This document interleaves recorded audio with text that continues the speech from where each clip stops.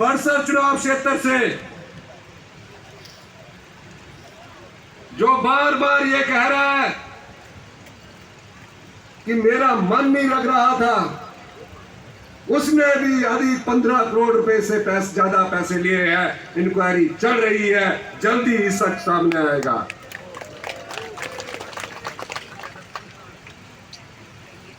एक और ये भुट्टो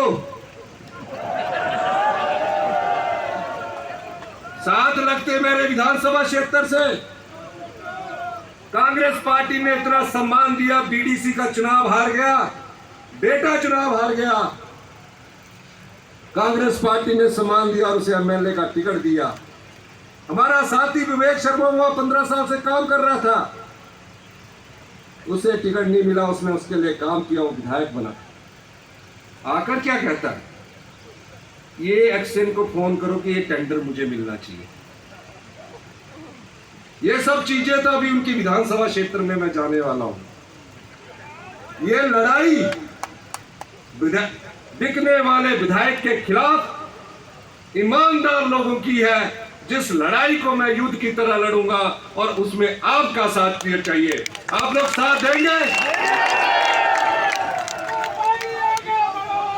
मैं ये भी कहना चाहता हूं, गगरेट से मेरा भाई राकेश कालिया, 3 बार का विधायक रहा। सर्वे में कुछ बात हुई, राकेश कालिया जी का टिकट कट गया, गुस्सा होता है। और एक ऐसे युवा साथी को टिकट दिया गया पार्टी ने, जो मिलने के बाद मेरे पास ये कहता है कि मेरा तो इतना पैसा पूरा हो गया, मेरा बाप 67 साल की उम्र पार कर चुका है, उसने तो 5-6 करोड़ लगा दिया, अब इसको पूरा मैंने यहीं से करना है। और एक नया टैक्स शुरू हुआ गगरेट में, एक नया टैक्स शुरू हुआ। मेडिकल शॉप क्या है, क्रशर क्या है, ऑटो वाले क्या है, रेस्टोरेंट क्या है, पेट्रोल पंप वाले क्या है। ये कहा गया कि इसमें चैतन्य टैक्स लगेगा। कांग्रेस का विधायक चैतन्य टैक्स की बात कर रहा है। और ये सब खरीदने वाले कौन सी पार्टी के लोग थे? ये सब खरीदने वाले भारतीय जनता पार्टी के लोग थे। जो लोग जनता की भावनाओं से खरीदकर सत्ता की कुर्सी हथियाना चाहते हैं। जब नोट के दम से, आपके वोट के दम से वो सरकार नहीं बना सकते, तो पैसे के दम से सत्ता की कुर्सी को हथियाना चाहते हैं। तो इस बार लोकसभा में क्या आप इन लोगों का साथ देंगे? दोनों हाथ खड़ा करके बोलिए। मैं ये बात इसलिए कह रहा हूं, मैंने तो जीवन में 40 साल संघर्ष किया है। ना मुझे कुर्सी की भूख है और ना ही मुझे कुर्सी का चाहत ज्यादा है, लेकिन जो कुर्सी मुझे दी गई है कांग्रेस की महान पार्टी ने, राहुल गांधी जी ने, उस कुर्सी में जब तक मैं रहूंगा भ्रष्टाचार नहीं होने दूंगा।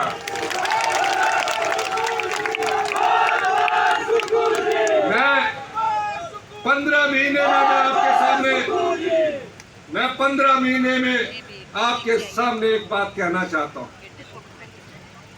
मुख्यमंत्री बना, 1 महीने बाद मैं अपनी विधानसभा नदौन आया, जिला हमीरपुर में आया। मैंने पूरी योजनाओं का विस्तृत रिपोर्ट तैयार की। जयराम ठाकुर जी से मैं पूछना चाहता हूं, आप मुख्यमंत्री थे, आपने हमीरपुर जिले को, जो भारतीय जनता पार्टी का गढ़ था, एक भी मंत्री नहीं बनाया जहां से एक मुख्यमंत्री होता था और एक शिक्षा मंत्री होता था। 15 साल पहले धूमल जी ने बस अड्डे की शिलान्यास किया, 1 पैसा नहीं दिया। मैंने उस बस अड्डे पर युद्ध स्तर पर काम शुरू हो गया है। 9 महीने के भीतर वो बस अड्डा बन के तैयार होगा, अंतरराष्ट्रीय स्तर का बस अड्डा तैयार होगा। आज गांधी चौक की शोहरत देखिए। मैं कभी एक बार शौचालय गया, इतनी बदबू आती थी, मैंने गांधी चौक और हमीरपुर बाजार को पुनः जो भी तारे लटकी है उसके पुनर्निर्माण के ऑर्डर दिया और उस पर तुरंत प्रभाव से काम शुरू हो गया। ये मैं इसलिए नहीं कह रहा कि मुझे राजनीति में ये सब चीजें इसलिए बतानी पड़ रही है कि कुछ लोग आजकल भाषण में इस प्रकार की बातें कर रहे हैं, पर मैं एक बात बताना चाह रहा हूं।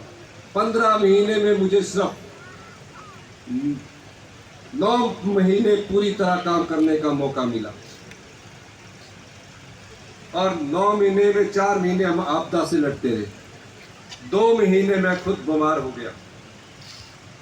मैं अपनी सेहत की चिंता ना करने के बाद भी आपके बीच आपके लिए योजनाएं बनाता, बिस्तर पर लेटा हुआ था, मैं पूछता था कि हमारा राजस्व में कितनी बढ़ाई है, उगाई पैसा बढ़ रहा है।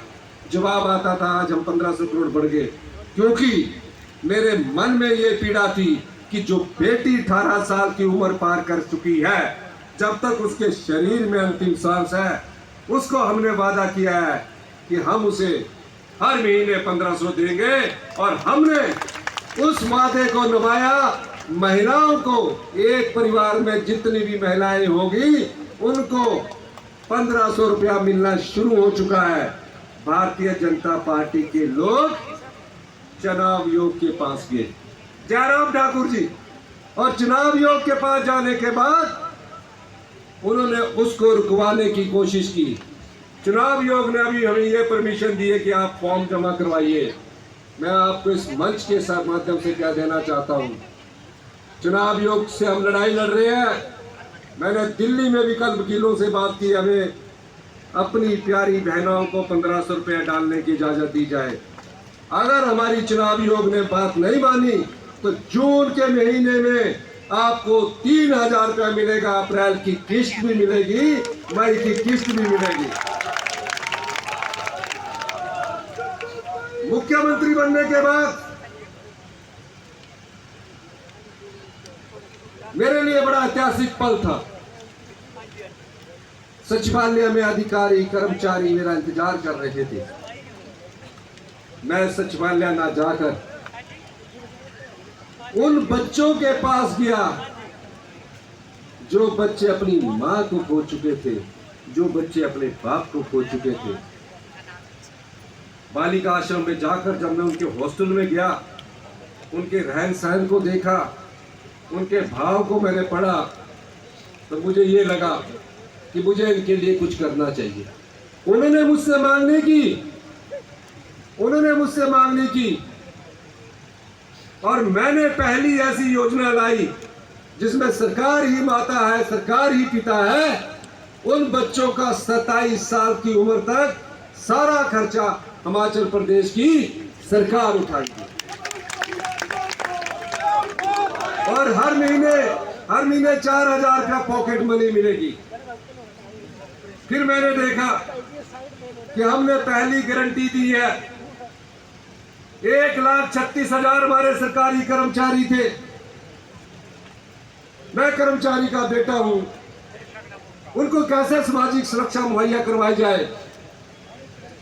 जैसे ही हमारी कैबिनेट का विस्तार हुआ, हमने पहली ही कैबिनेट में 1,36,000 सरकारी कर्मचारियों को ओल्ड पेंशन स्कीम दी। और आज मुझे खुशी है, 9,000 ऐसे परिवार जिन्हें 1750, 2250, 3350 मिलते थे, आज उन्हें 17,000, 22,000, 33,000 रुपया मिल रहा है। ये सरकार की है। यही नहीं, उसके बाद मैंने देखता था कि पटवारी के पीछे आप घिसकर आपके जूते घिस जाते हैं। तकसीम दादे के समय शुरू होती है और पोते के समय चलती है।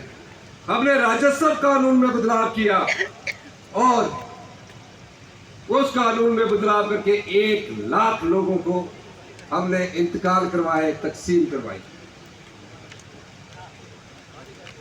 तो आज मैं क्यों आपके बीच में आया हूं? मैं आज आपको ये कहने आया हूं कि आप लोग अपने नेता पर विश्वास रखिए। जब सबॉर्डिनेट सिलेक्शन बोर्ड में नौकरियां बिक नहीं रही थी, नीलाम हो रही थी, युवाओं के भविष्य के साथ खिलवाड़ हो रहा था, मुझे पता लगा, मेरे जिले में था, मैंने तुरंत प्रभाव से उस भ्रष्टाचार पर लगाम लगाई और उस सबॉर्डिनेट सिलेक्शन को बोर्ड को भंग किया, उस भ्रष्टाचार को रोका जहां युवाओं के भविष्य से खिलवाड़ किया जाता था। इस दृष्टि से मैंने काम करना शुरू किया और आज मुझे खुशी इस बात की है कि राज्य चयन आयोग के गठन से JOIT का जो 817 का रिजल्ट था, उसके डॉक्यूमेंटेशन की शुरुआत हो चुकी है। यही नहीं,